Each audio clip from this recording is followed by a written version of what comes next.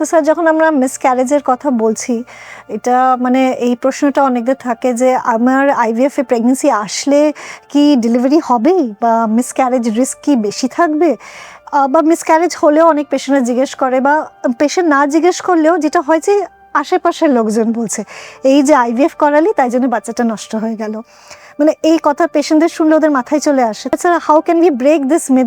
Myth first of all লোকের কথা শুনবেন না, তাতে আপনার ভয় বাড়বে।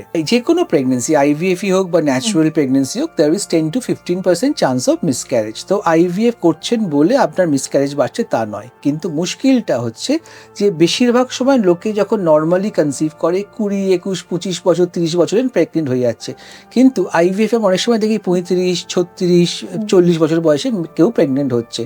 তো যখন বয়স বাড়ে মিসক্যারেজ রিস্ক বাড়ে, এমনিতেই বাড়ে। আপনি ন্যাচুরালি যদি একটা 25 বছরের মহিলা প্রেগনেন্ট হয় এবং ন্যাচুরালি যদি একটা 35 বছরের মহিলা প্রেগনেন্ট হয়, 35 বছরের মিসক্যারেজ রিস্ক বাড়বে।